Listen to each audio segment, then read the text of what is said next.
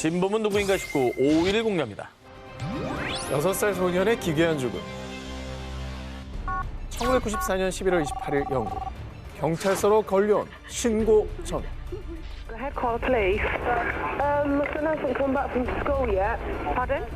I said a report of my son missing. He hasn't been back from school. Right. 하지만 다음 날 실종됐던 6살 소년 리키는 숲속에서 잔혹하게 살해된 채 발견됐는데요. 정말 기괴하게 리키의 시신은 나체로 이 마치 별 모양처럼 양팔과 양다리를 크게 벌린 상태였습니다. 뭔가 약간 그 종교 같은 거 결부된 거 아니에요? 뭔가 범인의 메시지 같기도 하고요. 수사에 착수한 경찰은 사건 2달여 만인 1995년 1월 용의자를 체포했습니다. 그런데 너무나도 충격적인 용의자의 정체. 바로 리키의 엄마. 실종 신고를 했던 루스였습니다. 아니, 엄마가 범인이라는 증거 있는 거죠?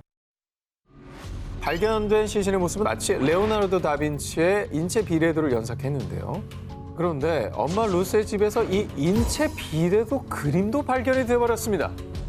자, 이에 경찰은 루스가 집에서 아들 리키를 살해한 후 숲에 유기했다라고 밝혔습니다. 그런데 말입니다. 수사 결과 밝혀진 사실. 평소 루스는 어린 아들인 리키를 학대. 리키는 지역 아동보호 등록부에도 이미 등록된 상태였습니다. 그러면 결국엔 살해한 뒤에 뭐 수사에 혼선을 주려고 이상한 진술했다. 이런 거 아니에요? 2000년 루스에 대한 법원의 최종 판결이 내려졌습니다. 루스의 아동학대 혐의는 유죄. 하지만 살인 혐의는 무죄를 선고받았는데요. 루스가 아들 리키를 살해했다는 결정적인 증거가 없었기 때문입니다. 그렇지. 증거가 없잖아. 리키 살인 사건은 무려 20년 동안 미제 사건으로 남아 있었습니다. 그러던 2015년 리키 살인 사건 재수사가 본격적으로 시작되며 드디어 진범을 체포했습니다. 엄마? 진범의 정체는 사건 당시 13살이었던 이웃 제임스 왓슨이었습니다. 엄마 아니었네. 13살이? 증거 있어요? 재조사 중 피해자 리키의 옷에서 검출된 DNA가 왓슨의 DNA와 일치했던 겁니다.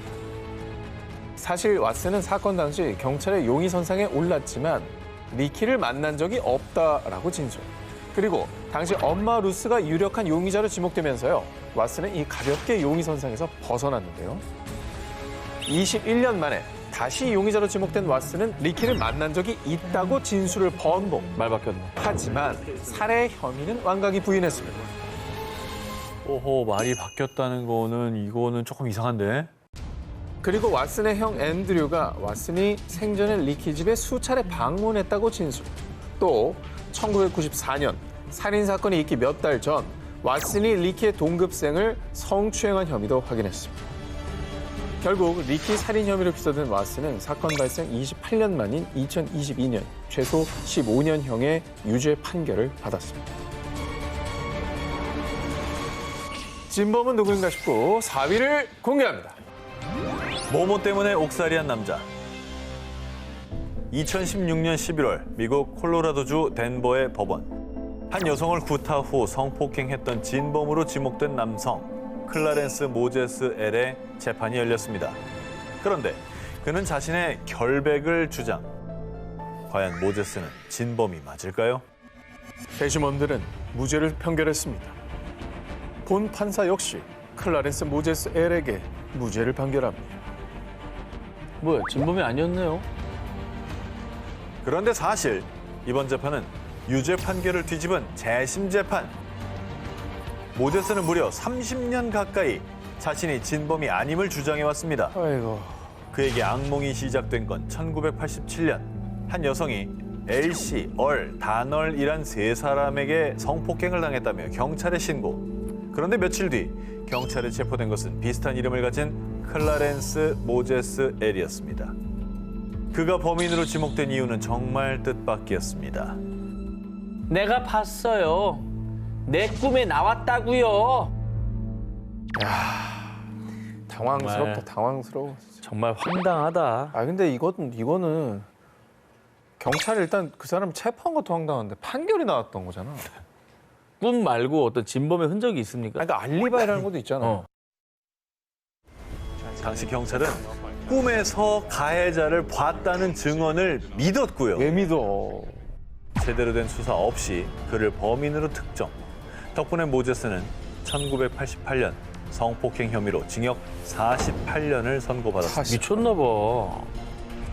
심지어 1995년엔 모제스 측이 무죄 입증을 위해 피해자 옷 등 증거물에 있는 DNA 검사를 의뢰했는데요. 그런데 덴버 경찰 측은 약 8년 동안 멀쩡히 잘 보관해오던 증거품을 단 한 달 만에 실수로 분실했다고 주장. 실수? 고의성이 다분한 증거 인멸 정황에 모제스는 좌절해야만 했습니다. 경찰도 이상해요. 이게 왜 그랬지? 수사 종료한 거를 다시 끄집어내기 싫어서 그런지 모르겠는데 끄집어내는 순간 자기들의 과오를 인정해야 인정하는 거니까. 근데 저 사람의 인생이 뭐가 됩니까? 한 사람 인생을 다 망쳐놓고 그러고 말이 살고 돼? 싶나? 2013년 모제스에게 도착한 편지 한 통. 당신에게 무슨 말을 해야 할지 잘 모르겠네요. 그들이 나를 만나게 하세요. 때가 됐어요. 편지를 보낸 이는 과거 모제스의 이웃이자 성폭행 혐의로 수감 중인 LC 잭슨. 아이고. 피해자가 처음에 언급했던 세 남성 LC, 얼, 다널 이들 중에 한 명과 일치했는데요. LC 잭슨은 자신이 진범임을 무려 26년 만에 고백. 억울하게 옥살이를 했던 모제스는요. 진범의 증언이 뒷받침되며 2015년 조건부 석방. 드디어 그토록 외쳤던 진실을 인정받았습니다. 아니 진작 죄를 고백해야지 뭐 26년 동안 뭐에 가만히 있다가 인제 와서 그러냐고. 와 정말 진짜 너무한다. 30년 가까이 진범이 아님을 밝히려 외로운 싸움을 한 모제스. 그는 수차례 플리바겐을 제안받기도 했습니다. 하지만 그는 그때마다 이렇게 답했습니다. 내가 저지르지도 않은 죄를 인정하는 것보다 48년을 모두 복역하는 것이 낫겠소. 진범은 누구인가 싶고 3위를 공개합니다. 억울한 사형수의 모모. 1961년 영국 버킹엄셔 A6 도로 복면을 쓴 강도가 한 차량을 습격 36살 남성 그렉스텐을 살해하고 22살 여성 스토리를 강간한 뒤 도주하는 사건이 발생했습니다. 그리고 사건 발생 2달여 만에 용의자 헨리티가 체포됐는데요. 범행에 사용된 총기와 빈 탄창이 한 호텔에서 발견됐는데 절도 전과가 있는 헨리티가 그 호텔에 가명으로 투숙한 게 확인된 겁니다.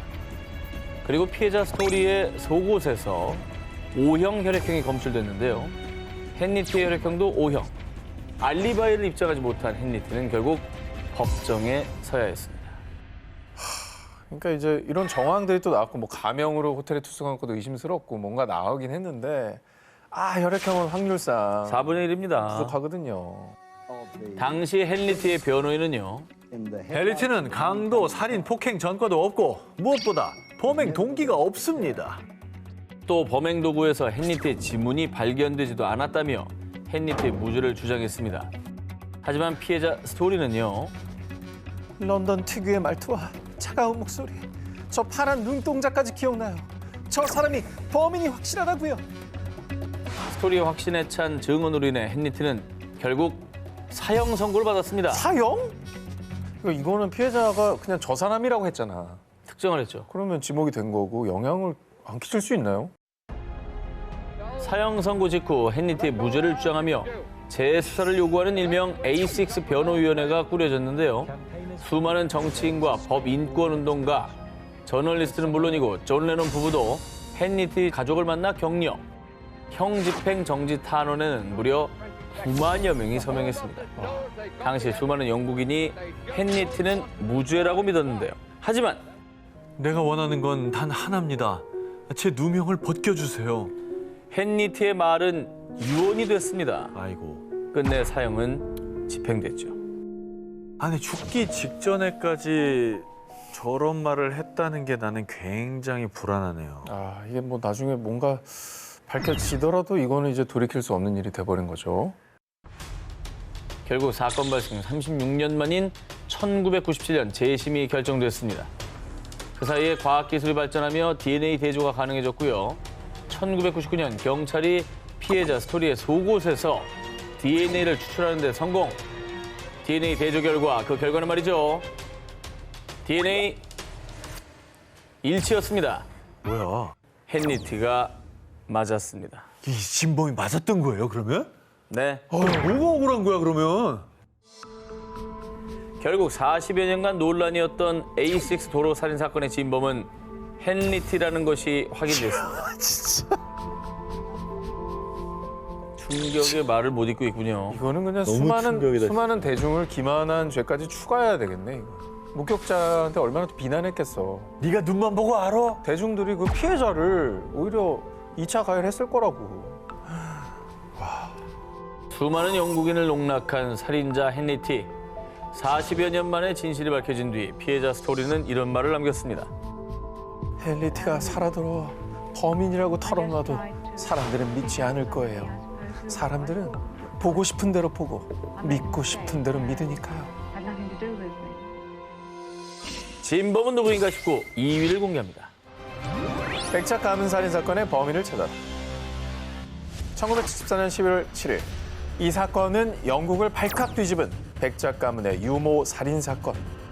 그런데 호주에서 백작 가문 살인 사건 범인을 잡았습니다. 그 범인 해변가에서 히피 행사를 했어요. 사건 발생 후 약 40년 동안 호주, 아일랜드, 네덜란드, 모잠비크 등에서 범인을 봤다는 목격담이 무려 70건 이상 끊임없이 이어졌습니다. 아, 꽤나 유명한 사람이었나 봐요, 범인이. 40년 동안이나 증언이 나왔습니다. 그러니까. 한때 영화 007 시리즈 제임스 본드 역할로 물망에 오르며 화제를 모았던 주인공이자 다름 아닌 백작 가문의 주인 7대 루칸 백작 리처드 존 빙엄입니다. 그는 명문가의 백작이었지만 실상은 도박 중독에 빚까지 있던 상황. 사건 당시 아내 베로니카와 갈등 끝에 이혼한 뒤 양육권마저 빼앗겼는데요. 아내 베로니카의 증언에 따르면 사건 당일 밤 술에 취한 루칸 백작이 흉기를 들고 찾아왔고요. 어두운 지하실에서 유모를 아내로 착각해 살인. 뒤늦게 현장을 목격한 아내마저 공격했지만 그녀는 겨우 탈출해 목숨을 건졌다고 합니다. 어우. 이후 루칸 백작은 이스트 서섹스 뉴헤이븐에 위치한 지인의 집을 방문. 아내가 살인 청법자를 고용했어. 아마 거짓말을 해댈 거야. 라는 말을 남긴 뒤 다음날 지인의 집을 떠났습니다. 그리고 지인의 집 인근에서 루칸 백작의 차를 발견. 차에선 범행에 사용된 흉기와 혈흔이 발견됐지만 이것이 경찰 조사로 밝혀진 공식적인 마지막 행적이었습니다. 야, 이게 차에서 흉기가 나왔으니까 아내가 말한 증언이 사실일 가능성이 되게 높은 거잖아요. 그래서인지 이듬해 영국 경찰은 루칸 백작을 범인으로 발표. 하지만 경찰의 수사에도 루칸 백작을 찾을 수 없었는데요. 그러자 경찰 내부에선 이 귀족 카르텔이 루칸 백작을 돕고 있다라는 주장도 제기. 아, 그럴 수 있겠네요. 뿐만 아니라 2007년 뉴질랜드 언론들은 영국 출신 노숙자 로저 우드게이트, 루칸 백작이라고 보도. 그가 루칸 백작이 사라진 1974년에 뉴질랜드에 도착했으며 상류층 언어를 구사했다는 점을 든 건데요. 이외에도 수많은 목격설이 등장했지만 정작 아내 베로니카는 루칸 백작의 생존설을 부인. 백작은 외국어를 할 줄 모르고 뼛속까지 영국 귀족이라는 이유. 그리고 보트에 대한 지식이 뛰어난 점, 또 수사에 대한 압박 등으로 강에 뛰어들어 프로펠러를 통해 목숨을 끊었을 거라고 주장했고요. 대부분의 귀족 지인들도 이에 동의했습니다. 아니 뭐 살아있든 간에 목숨을 끊었든 간에 죄를 지었으면 벌을 받아야죠. 한때 루칸 백작이 맡을 뻔한 제임스 본드는 극 중에 이렇게 말했어요. 죽은 자는 복수엔 관심 없죠. 다만 이 범인의 결말을 밝혀줘야 하지 않을까요? 1975년 12월 5일 저녁, 미국 펜실베니아주 여성 린디수 비클러가 자택에서 성폭행당한 뒤 살해되는 사건이 발생했습니다. 당시 사건 현장에서 살해 도구인 흉기가 발견됐지만 손잡이가 수건으로 감싸져 있던 탓에 범인의 지문 채취도 할 수 없었는데요. 당시 경찰은 면식범의 소행으로 판단하고 대대적인 수사에 나섰습니다. 무려 300명이 넘는 사람이 조사를 받고 이 중 수십 명이 용의 선상에 올랐지만 모두 무혐의. 범인에 대한 결정적 증거는 찾지 못했는데요. 그렇게 미궁에 빠진 진범의 정체, 사건 발생 9년째 수사에 진척이 없자 경찰은 심령술사까지 동원, 진범을 찾고자 했지만 소용없었습니다. 아이고 얼마나 간절하면 심령술사를 경찰이 동원합니까? 이렇게 범인이 되게 철두철미했나 봐요. 그러니까 그죠. 뭐 나오는 게 없잖아요. 지문도 없고. 하지만 경찰은 포기하지 않았고 사건 발생 22년이 지난 1997년 피해자 비클러의 옷에서 용의자의 DNA를 확보했습니다. 이 DNA를 데이터베이스에 확인한 결과 아이고. 안타깝게도 일치하는 DNA가 없었는데요. 그리고 또다시 시간이 흘러 2020년 용의자의 DNA를 재분석한 결과 용의자의 조상이 이탈리아 가스페리나 출신임을 확인했습니다. 이에 경찰은 사건 현장 인근에 거주하던 이탈리아계 주민들을 대상으로 다시 재조사에 들어갔고요. 그렇게 수사망을 좁혀간 결과 비클러와 같은 아파트 건물에 거주했던 가스페리나 출신 남성 데이비드 시노폴리가 용의선상에 올랐습니다. 그냥 고향 때문에 체포된 거잖아요. 가스펠리나 뭐 출신이면 뭐 다 범인인가? 그러니까. 당시 시노폴리는 수사에 적극 협조하지 않았고 결국 경찰은 시노폴리를 체포하지 못했습니다. 하지만 결국 경찰은 결정적인 증거를 확보했습니다. 무려 46년이라는 긴 추적 끝에 경찰이 확보한 결정적인 증거는 바로 커피잔! 2021년 2월 시노폴리가 한 공항에서 다 마신 커피잔을 쓰레기통에 버렸는데요. 이때 그 틈을 놓치지 않고 경찰이 쓰레기통에 버린 커피잔을 수거! 그렇게 시노폴리의 DNA를 채취해냈습니다. 범인의 DNA와 커피잔에서 검출한 시노폴리의 DNA를 대조한 결과 일치! 끈질긴 46년의 진범 추격 끝에 시노폴리가 범인이라는 증거를 끝끝내 찾아내고야 만 겁니다. 대단하다. 체포된 시노폴리를 살인 혐의로 기소했는데요. 해당 수사를 끈질기게 추적한 수사 당국은 유족인 비클러의 남편에게 진범 체포 사실과 함께 이런 이야기를 전했습니다. 피해자를 위해 끝없이 정의를 추구했습니다. 법 집행 당국은 비클러를 잊은 적이 없습니다.